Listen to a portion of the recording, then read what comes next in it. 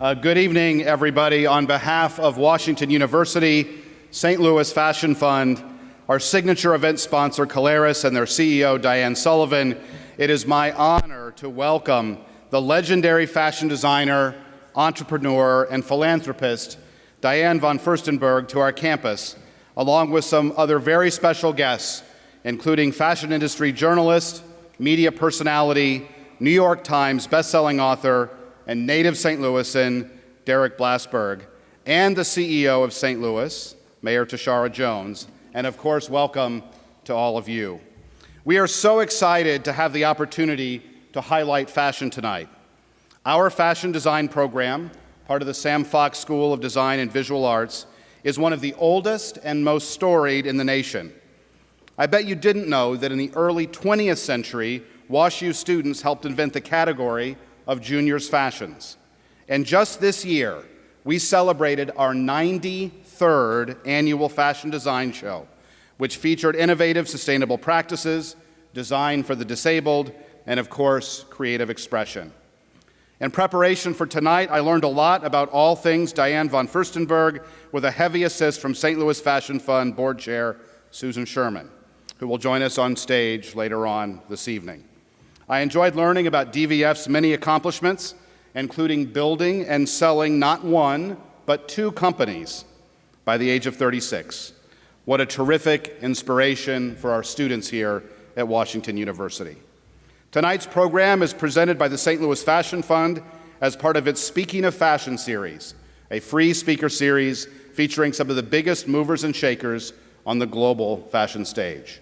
We have a full evening ahead of us, so please help me welcome internationally acclaimed fashion icon Diane von Fürstenberg and fashion media leader Derek Blasberg.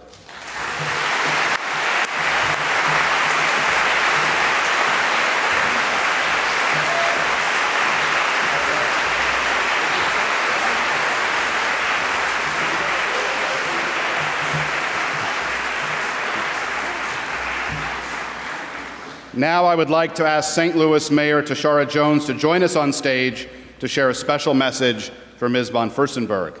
And coincidentally, she and Derek are both graduates of Afton High School. Woo! Mayor Jones.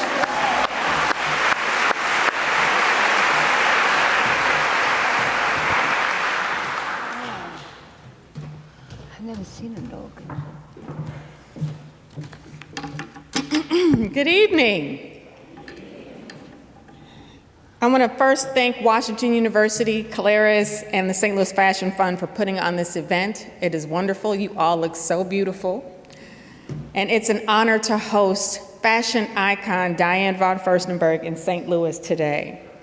While we may not have the international runways of New York or Milan, the St. Louis Fashion Fund has highlighted how our city is a fashion powerhouse in our own right.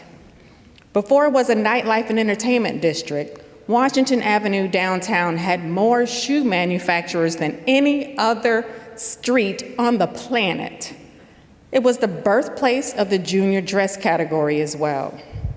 And from world-famous supermodel Carly Kloss to Shoe Street to iconic tastemaker Derek Blasberg, St. Louisans have made and continue to make a powerful mark on the world.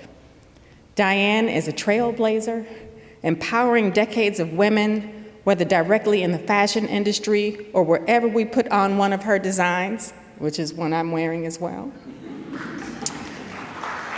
Thank you. For women, our fashion is the armor we choose to wear out into the world. Her mother, Lillian, was a Holocaust survivor who inspired her to build the incredible career and brand that she runs today. I think that's part of the reason so many people feel strong in Diane's designs. That powerful inspiration courses through her work. And as someone who draws her fashion inspiration from her mother, that's something I certainly feel whenever I wear one of Diane's immaculate designs. So from the progenitor of the junior dress category to the creator of the wrap dress, the most iconic, most comfortable dress in history, I am proud to declare today Diane von Fürstenberg Day in the city of St. Louis. Wow.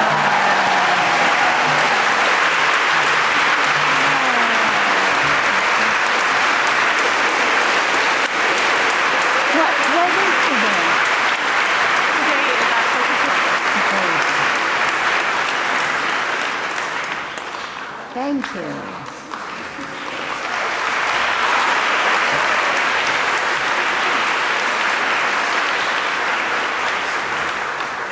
Should I keep it? We'll get it back to you. Okay. October 12th. Now you know. Now I It's know. DPF Day in St. Louis. All right, October Thank 12th. you, Mayor Jones. And without further ado, it's time for a conversation with Diane von Fürstenberg with special guest Derek Blasberg. It's showtime. All right, we're on. Is this the first time you've done one of these in a chapel? It's the first time I have. I feel like we're getting I married. think so. Certainly I've never been with such huge organs. Wow. We'll let that one slide because it's so early in the evening, but Do you mind if we change? is that a better side? Yeah. All right. Oh, so much better. And now these camera guys are going to be so disappointed because they're stuck with me. Should we switch back? No. All right. Is that okay with you guys? Sorry. We'll get to DVF. All right, we're going to get to DVF in 1 minute. I just want to say something really quickly. I want to take a moment to acknowledge what a full circle moment this is for me. I'm from St. Louis, so I'm so happy to be back.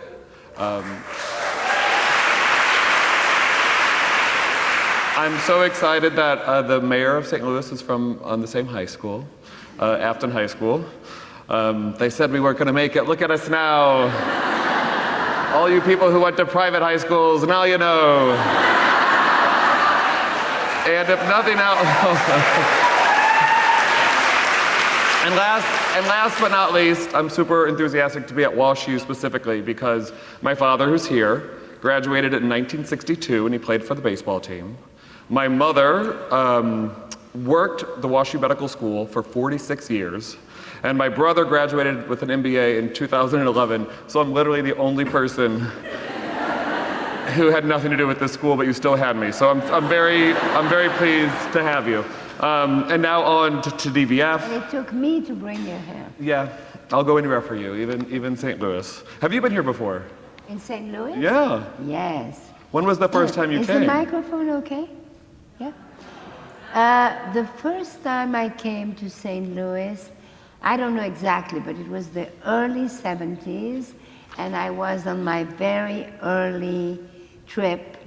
I had just started my business, and I would go from cities to cities, and I remember I came to do a personal appearance at Sticks Bear in Fulham.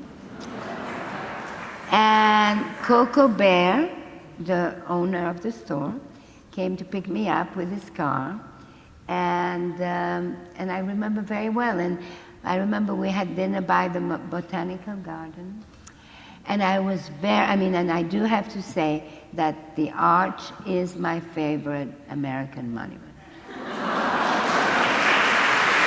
And she's not just saying that. Like when we flew together today, and she was. No, it's true. She had her face again. She doesn't just say that to any old city. They should pick them on you. She really means it. I know. We're getting ahead of ourselves. You were born in Belgium. You studied at the University of Geneva. You met your first husband there, Egon von Fürstenberg. And in 1970, you designed your first dress. It was maybe 70. Yeah, well, it depends what you call design. Yes, I guess so. I mean. Did you, before that moment, did you have any interest in fashion, or did you think you were going to become a designer? What led you to that moment? When I was growing up, I did not know what I wanted to do, but I knew the kind of woman I wanted to be. I wanted to be in charge. I wanted to be able to have a man's life in a woman's body. And I didn't know which was going to be my door. But I was interested in fashion, and at first I worked a little bit in Paris for a photographer's agent. I mean, work. I would answer the phone and tell everyone that he wasn't there because the photographers wanted their checks, and the girls that he went out with the night before wanted to see him again. Anyway, so it was And then I met a man in Italy who said, you know, you should come and see where we make fashion. And then I went to work for him, and that's how I started. The first ad came out in 1972, and it featured the mantra, "Feel like a woman, wear a dress." I know, and I'm wearing pants. I thought about that, actually. Today I wore pants twice. And I said, and I make dresses. But I don't know, I guess I was in the mood for pants. But yes, and what I meant is, and I don't even think, some people say it's not politically correct to say that today. But I have to explain why I wrote it. Why I did that. I had come to New York, and Egon had arranged for me to see Mrs. Vreeland. Diana Vreeland was the editor-in-chief, the doyenne of the fashion world. And she was incredibly intimidating. And I went in, I was pregnant, and I went in her office. They put me in her office with my suitcase, and they brought a rack, and I unpacked the suitcase and and then all of a sudden this person walks in with smoking a long cigarette holder, a red nail polish, and the first thing she did is she lifted my chin, and she said, "Chin, up, up." And I thought, oh my God. And I was so intimidated. And then I showed him, she brought two girls to try the clothes. Those two girls turned out to be Lulu de la Falaise and Pat Cleveland. And then she said, "Wonderful, wonderful." And before I knew, I was thrown out of the office on the floor, putting the clothes back. And her assistant, Keisha, said to me, "I think she really liked it, and I think she will help it." I said, "But what do I do now?" And she said, "Well, soon is Market Week." I had no idea what Market Week meant. And she said, "You should take a room in a hotel." And what hotel? She said, "Well, the Gotham Hotel, which is now the Peninsula. That's where the California lines go. So there will be traffic. So take a room there, list yourself in the fashion calendar, and take a little announcement in Women's Wear Daily." And I looked at her and I said, "Can I use your phone?" And I sat at her desk and I did it all at her desk. And anyway, so doing the announcement, a friend of Egon, who was a photographer, took a picture of me wearing my dress on a white cube. When I saw the picture, and especially it was going to be reproduced very small, the cube was so big. So I thought, I need to write something on the cube. So I wrote actually on the photograph, on the print photograph. I took my pen and I wrote, "Feel like a woman, wear a dress," and I signed my name. And that's how it all happened.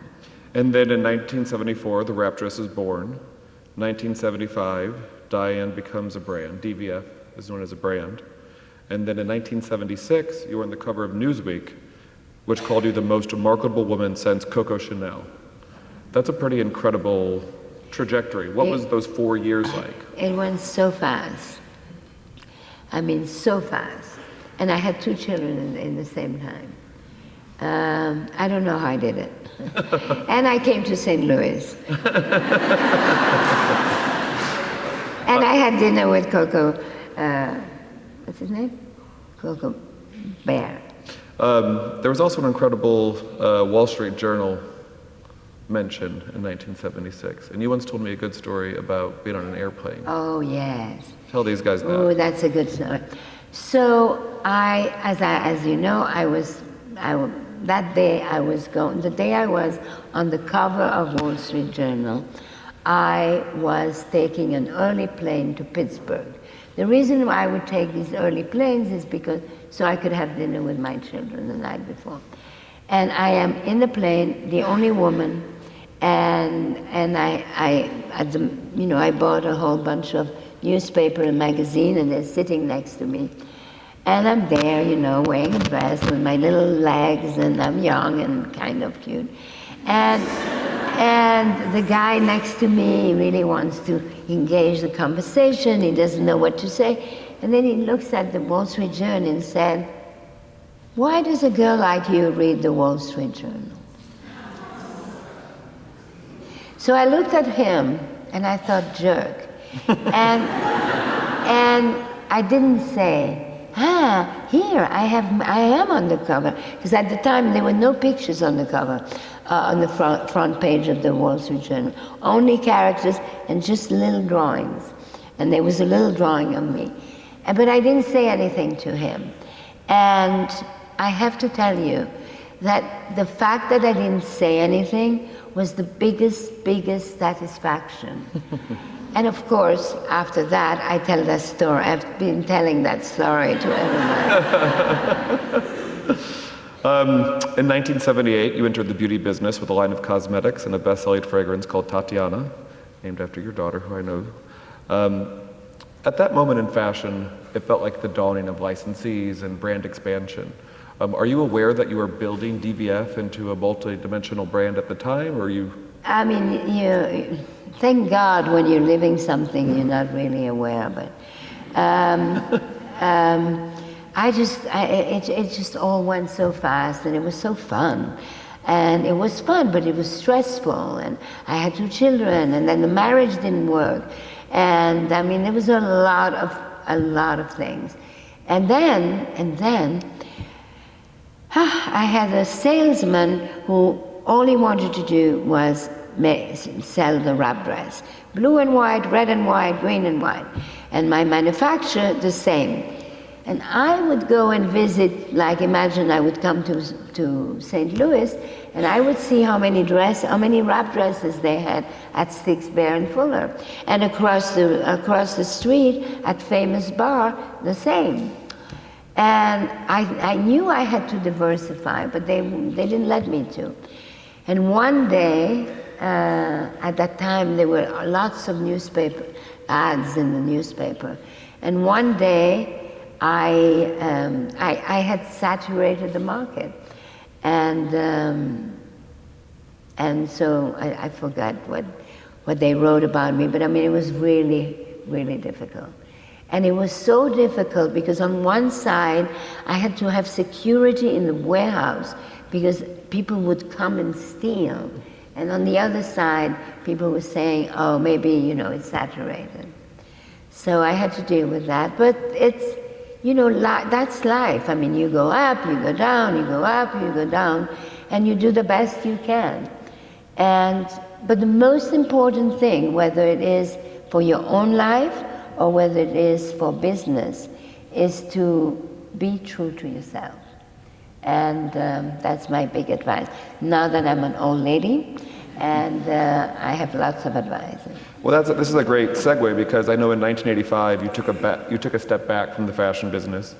You moved to Paris and you established a French publishing house. Was there a reason was there an incident that led you to do that? Well, it was many things. Because you also famously came back. My thing is, by then my children were teenagers. And when your children are teenagers, you love them, but you don't like them. And they don't like you either. There are so many teenagers here today, so your parents all hate you. And anyway, so my children went to boarding school, and I went to Paris. And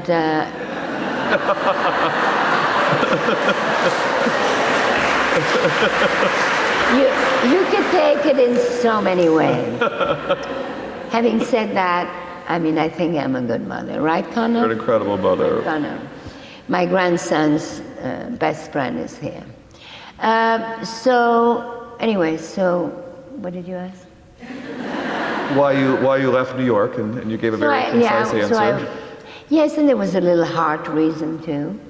I fell in love, and then I had this fantasy of having a literary salon, and French is my language, and so I lived that fantasy for about 5 years, and it was nice, it was fun, but then I missed my children, I missed my country house, I missed America, and I came back. In 1997, you relaunched your brand. You were inspired by a generation of chic young women who were buying the original 70s wrap dresses in vintage shops. And you moved to the Meatpacking district, which, as we know, 20 years later, is drastically different because of you and your family's involvement. Was there an incident that brought you back in 1997? Oh my God, before that I went through so much. When I came back from Paris, and then that's the time that I realized, oh my God, because I had lost my business, and my brands, my name and my brand was in the hands of people who really had destroyed it, and it had lost its everything. And that was the hardest time in my life. It was really, really hard. And actually then I got cancer. And I got cancer at the base of my tongue, which I think may have happened because I couldn't express myself. So I did have, you know, some difficult time, but you don't remember difficult time, really. That's actually an important segue because I think there are some designers here. Would you encourage or discourage someone from letting higher powers that be own their name? What? Own their name. Did you regret selling your name? Oh, no, thank God I didn't actually sell my name, and I got it back anyway. They destroyed it so much that I got it back for very little.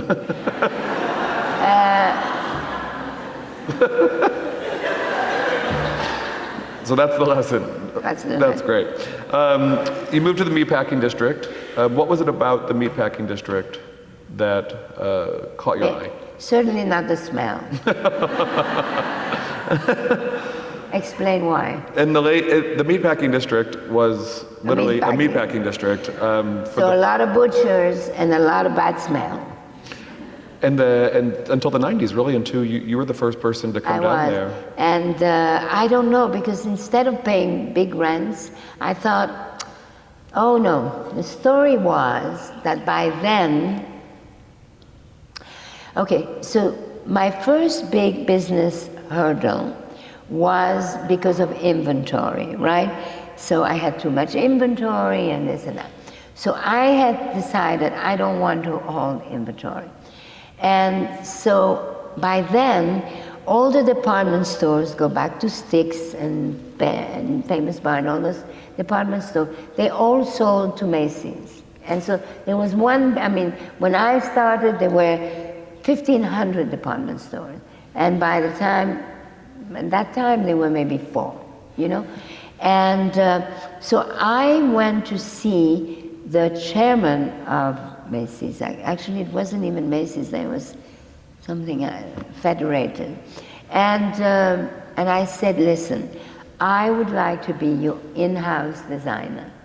I will design clothes, I will do home, I will do beauty, I will do everything. And I will design, I will, make sure that you get it on time, but you buy it and you'll have it in exclusive. And it was a great formula. And he said, yes, that sounds good, and so on.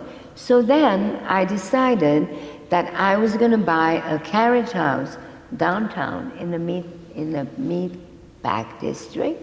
And therefore it would be a design studio, but it would be a showroom, and buyers would come there, and all of that. And so, and the other thing I would do for them is write a book. So by the time we would launch, I would go on a book tour and blah, blah, blah. And so they said, okay. And so I bought the carriage house, and I started writing the book. And then one day I was going to my country house, and I got a call that that chairman had left, and they weren't going to do the deal. So, all right.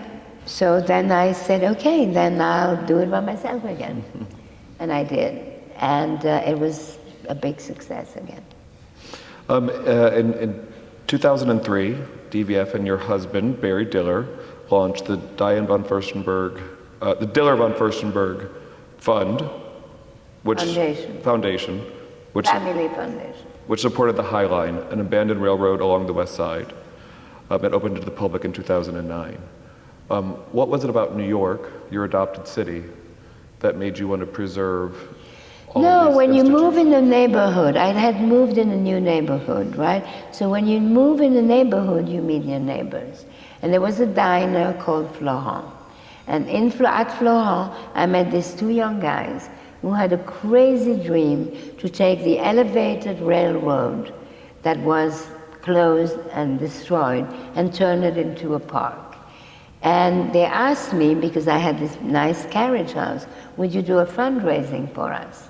And I did, and that's how I got involved, and then I got more involved, and then I got more involved, and now the High Line is the #1 tourist destination in New York City.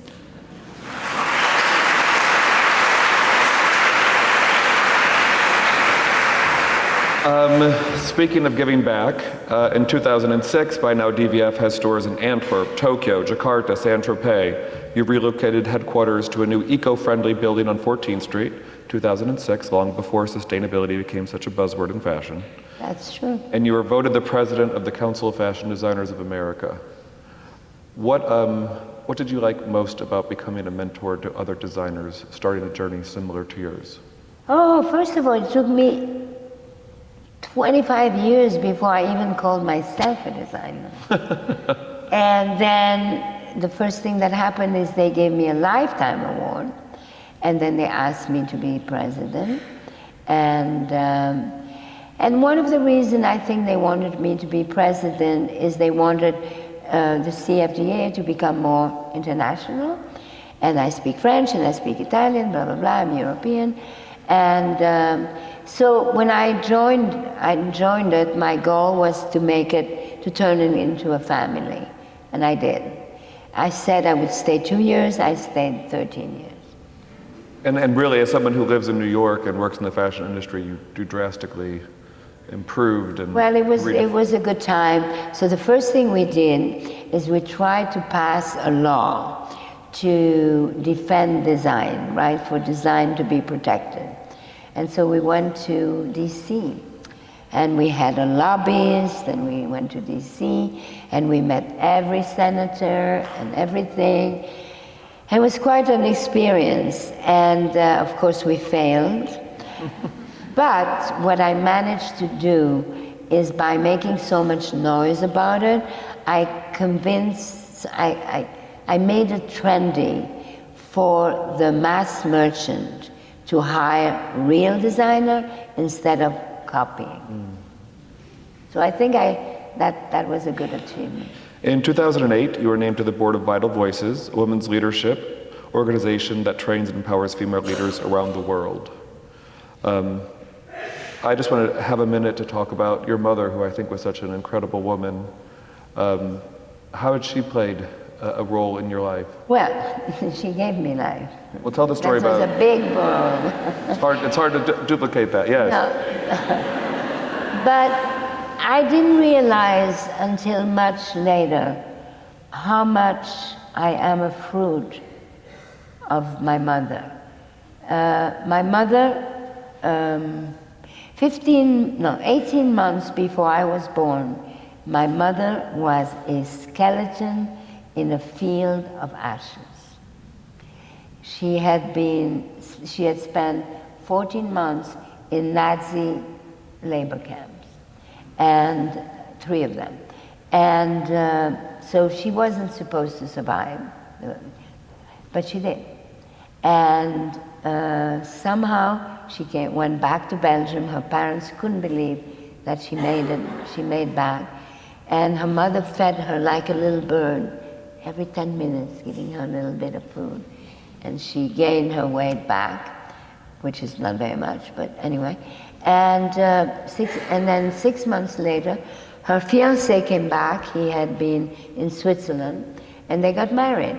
And the doctor told them, you can absolutely not have a child for 3 years because you won't make it, you will die, and your child will not be normal. And sure enough, 9 months later, I was born and I was not normal.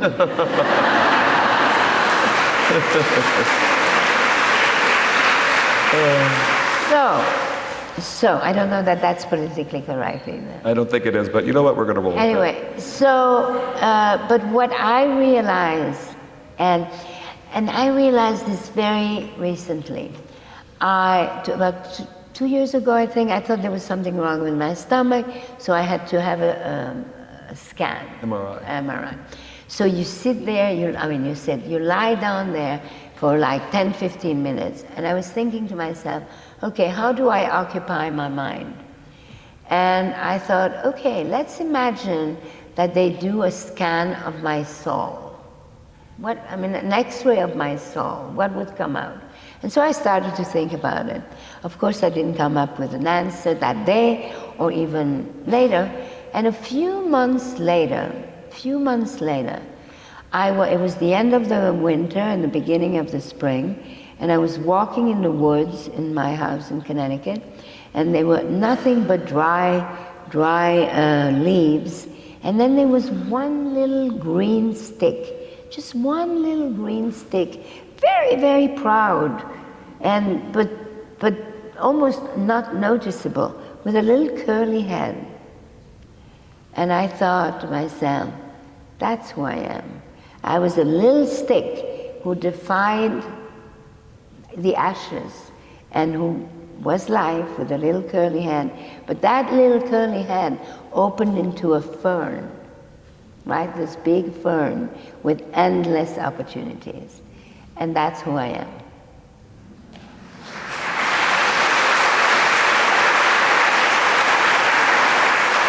I have actually never said that story in public because I just wrote it a few months ago for my new book. So don't tell anyone, all right? Keep it under your head, everyone. The next year, the Journey of a Dress, and I went with you on this trip. We went to Moscow for a retrospective commemorating DVF's life and career. And the same year, that was when First Lady Michelle Obama wore a wrap dress in the first Christmas card. Official White House portrait, Christmas card. And the same year that it wasn't meant to be a Christmas card. It was a picture that Annie Leibovitz took for Vanity Fair that she liked so much that she made it a Christmas card. Must be nice to have Annie Leibovitz shoot your Christmas cards. It must be nice to be Michelle Obama. I would love to be Michelle Obama, yes. I don't know if that's politically correct either, but we're going to keep it going. The first annual DVF Awards were held at the United Nations the same year. What are the DVF Awards and why are they important to you? Okay, so I'm very committed to women. I always have been. And so my son, about 15, 16 years ago, he said, you should create a prize. And and our family foundation should give these women that you find through the network of Vital Voices, we should give them awards, and our family foundation can do that. And one day, it may be as big as the Nobel Prize. But how do you start that, So, how all of a sudden you start, I'm giving an award. And then Tina Brown created a conference called Women in the World, and she asked me to host it with her. And then I thought, here's an opportunity. I said, on the second night of the conference, I will start with these awards. And this year, this year in September, we celebrated our 13th award, and we did it in Venice. Some of the illustrious recipients include Hillary Clinton. The DVF Awards was the last public appearance of Ruth Bader Ginsburg. Anita Hill, but those are the famous ones, because you need famous ones. There are 5 awards, and the 3 or 4 ones are not well known. But in order to get because you give them money, but you also want to give them exposure. But in order to give them exposure, you need famous people next to them so that people care and like that. So, what are the criteria to become a DVF award recipient? All right. So you have to have the strength to fight, the courage to survive, and the leadership to inspire. And that was really all about my mother. In 2012, Forbes named DVF, the most powerful woman in fashion. That's all I have to say about that. In 2016, DVF joined the board of the Statue of Liberty Museum and the statue, the godmother to the Statue of Liberty. 2016 was an interesting year. It was the year Donald Trump was elected president. Why was it important to you to celebrate a statue that welcomed immigrants to this country? No, actually, they were after me for years, and I said I can't go on another board, and I don't want to go on another board. And then the man who was running, who ran the Ellis Island Statue of Liberty Ellis Island Foundation, read my book, and in my book I talk about my mother. And I said that my mother wrote to me a little note, God saved me so that I can give you life. By giving you life, you gave me my life back. You are my torch of freedom. So he underlined the torch of freedom, and he came and he said, your mother said it, you have to accept it. But I thought that was an incredible project. You raised $100 million. And I never raised money before, but I did. I found a way. When we opened the museum, there would be a mural, and I don't know if you know, but the inside of the Statue of Liberty was built by Gustave Eiffel, the Eiffel Tower, and then so it was all these X's, because the genius of Eiffel is that he invented the X's, and he realized that the wind, the emptiness is more resistant than full, right? So within an X, the wind goes in between, which is why all the bridges are made with X's, and so is the Eiffel Tower. And so inside the Statue of Liberty, there were all these X's. And when Reagan was there, they restored it and they took the inside. Anyway, there were all these branches, beautiful, that were part of the X's. And I had the idea of creating this mural with these branches. And I asked a friend of mine who is an artist, Anne Wong, to design a star. And in order to raise $100 million, I would sell the stars for $2 million. And I did. But it was a reminder of how so many incredible people in this country are the children of immigrants. In 2019, DVF was inducted into the Women's Hall of Fame by Gloria Steinem, and it was the launch of the In Charge Manifesto. DVF, briefly, what is your In Charge Manifesto? Okay, so In Charge has always been, so I told you already I didn't know what I wanted to do, but I knew that the kind of woman I wanted to be a woman in charge. Then people would say, who is your customer? I don't know, the woman in charge. And so In Charge was always somehow this umbrella over my company. And when we did the exhibition in LACMA, I was in Lyon, but I never really thought too much about it. And then I started to think about it more. But I was worried that people would think it's aggressive. And to be in charge is actually not an aggressive statement. It's a commitment to ourselves. It's owning who we are. We own our imperfection, they become our assets. We own our vulnerability, we turn it into strength. So it was one fashion week, and I didn't want to do shows anymore 6 months in advance. So I had to do an event, so we did a lunch. Let's have an In Charge lunch. Okay, so that's when I wrote about In Charge and then this and that. And then somebody said, you need micro steps. You need, manifest. So I will tell you what they are. So you know what to be in charge is. So connect, So I try to make a miracle every day by connecting one person to a person that they normally would not know. And today with the internet, you could do that without talking, without disturbing anyone, just by paying attention to this introduction and writing the right things. And it is amazing. All of you can do this, and I encourage you to do that, because you will realize that you all have a magic wand. And the more we use our magic wand, the more powerful our magic wand is. But you can't use a magic wand on yourself. But when you use your magic wand on others, it comes back as a boomerang.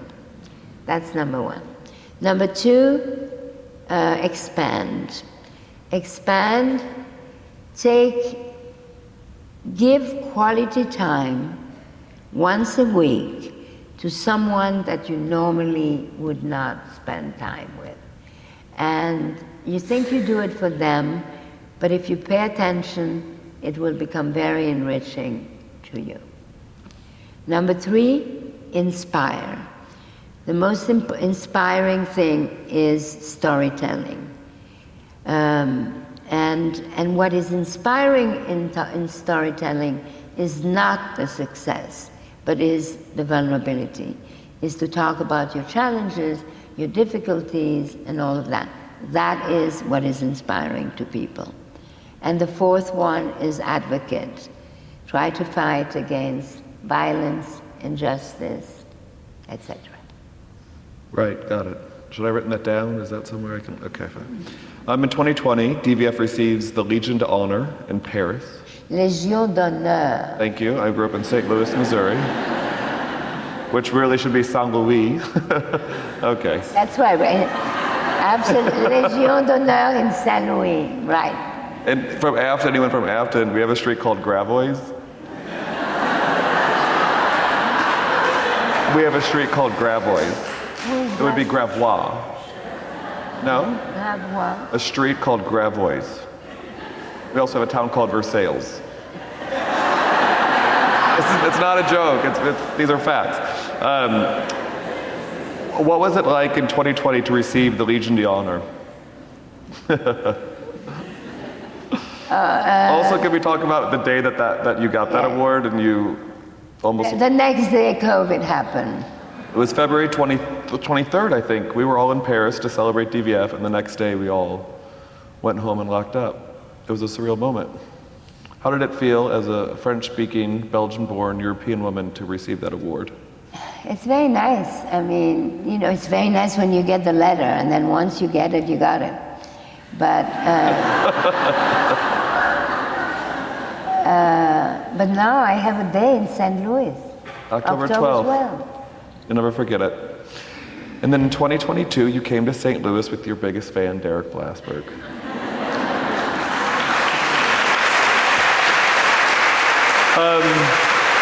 And I think we covered a lot of ground there. I mean, it's exhausting. Did we miss any other highlights? I'm sure, I don't know. I gotta say one thing about DVF is that you never know what you're gonna come up with. Like an auction will come up and there'll be an Andy Warhol painting and she'll be like, oh, I knew Andy. You're full of stories, but I hope we covered a lot of ground today, and I hope we got there.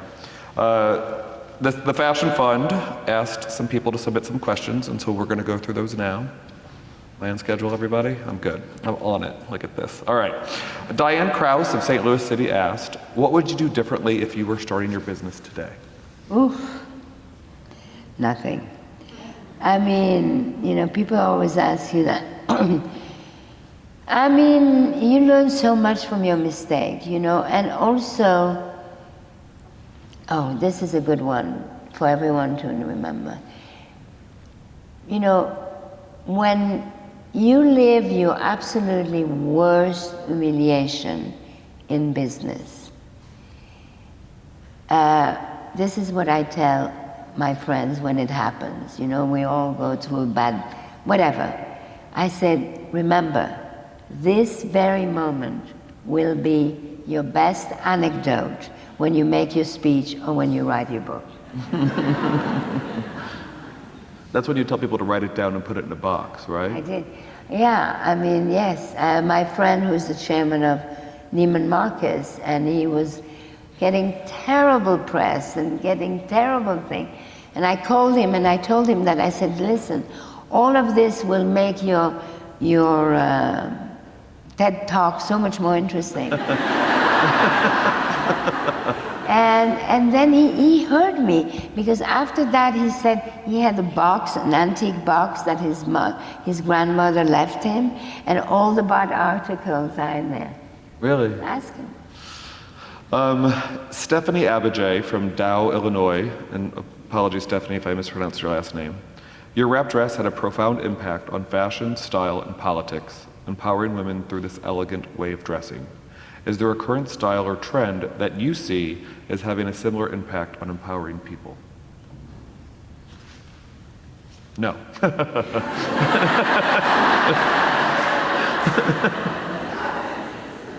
You know, you could be empowered by lots of things, like,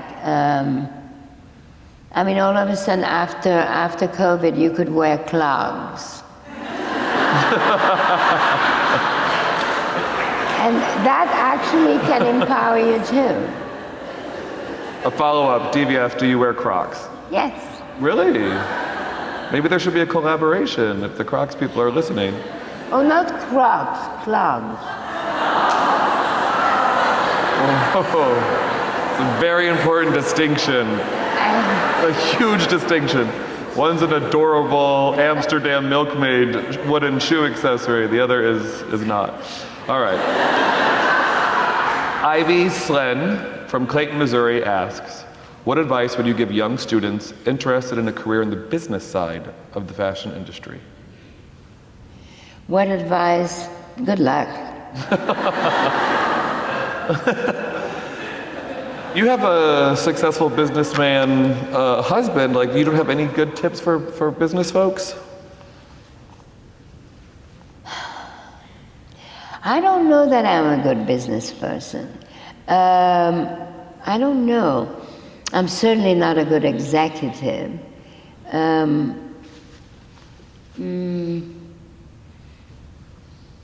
I think try to make sense. I don't know. What was the question? Any good tips for businessmen? No, I guess not. Okay. Autumn Tyler from Overland, Missouri asks, how has the industry evolved since you began your career? Oh my God. What are your thoughts on fast fashion and the overconsumption of fashion and impossibly quick changing trends? Yes, that's very interesting. Fast fashion, you know, was really cheap chic, you know, and you talk about fast fashion, I have to say, only last 10 days ago, I went to make a speech at Zara, the company that owns Zara, Inditex. And I was unbelievably impressed by the honesty, because it's really this man. He's still alive, but he started to work at 13 years old, and he worked in the factory, and he hasn't moved. He's still in the factory, but Ortega, but he really understood the value of that company is putting to really make between the factory and the consumer the closest and the less middlemen, and therefore a better price. But I know about fashion, about throwing out, that's terrible. But when people talk about sustainability, about DVF, I said, well, actually, we do really well in vintage. Today, there were many vintages that came to see me today, vintage dresses, and there was a particular jumpsuit from the 70s that girl was wearing, and because there's an exhibition happening in Brussels, I needed that. I said, would you sell it to me? Wait, this happened to you. Today. You were hosting a trunk show to sell dresses. Yes. And you bought one off someone. No, she wouldn't sell it to me. She said, I am honored to lend it to you, but I don't want to sell it to you. And I asked her how much she paid for it. She bought it recently, and she paid $350 for it. And that's a 45-year-old jumpsuit. Right, so if it's quality, it's sustainable. Exactly, and the point is that, yeah, and if you want to know what I think DVF is, or should be, is the uniform for the woman in charge. And I have no shame of making uniforms, because for DVF, it's the woman before fashion. Perfect. And that's the name of that will be the name of this exhibition, who is going to happen in Brussels, my hometown, next year. And it's not an exhibition that I am organizing, I'm only the subject. And maybe it'll come here in the next year. We'll get you back. All right, thank you so much, everyone, for coming. oh, look! Wait! Come here! Oh my God, she is wearing... Do you know it? Yes, it's the sunburst, and it's early 70s. Exactly.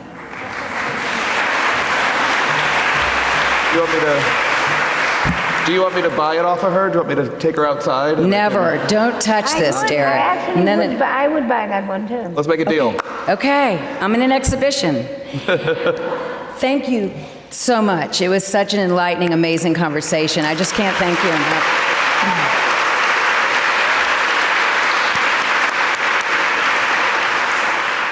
Hello, everyone. I'm Susan Sherman, chair of the St. Louis Fashion Fund. Superwoman. Oh, so sweet. There's a love fest going on. We are so pleased to host tonight's Speaking of Fashion in partnership with Washington University. I want to thank Chancellor Martin, his lovely wife Stephanie, who bought a lot of clothes today and looks amazing. I want to thank Mayor Jones, who looks fabulous in her wrap dress. And I want to thank our major sponsor for this evening, Caleres. And a special thank you to Diane Sullivan. Diane has been a champion of St. Louis's growing and thriving ecosystem for years. We so admire you, your leadership, your mentorship, your smarts, and your willingness to keep your company right here in St. Louis. Thank you, Diane.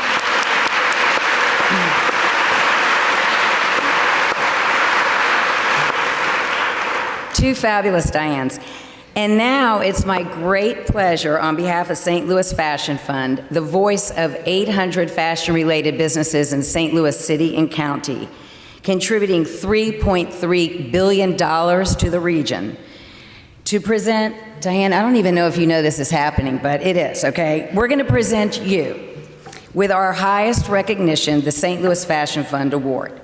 Prior recipients of this award have included Iris Apfel, the late Andre Leontali, Dapper Dan, and our first two recipients in 2014 were none other than Carly Kloss and Derek Blasberg.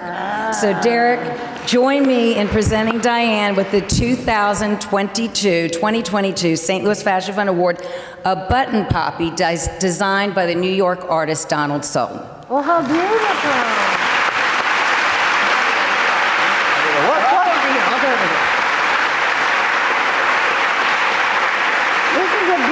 Award. You can hold it and say thank you if you like it. Thank you. Actually, I have a full closet of award, but I don't think this one is going to fit, so I'm going to have to put it in a very nice place.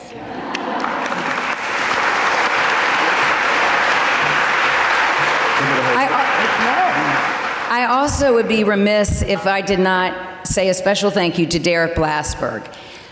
He is a very, very busy guy. In fact, when I said we love to get DVF, as they call her here, he goes, her schedule is busier than mine. Good luck. But he has been an amazing friend to the Fashion Fund and the city of St. Louis for years. And I just want to tell you how much we appreciate your friendship, Derek. You're such a sweetheart. Thank you.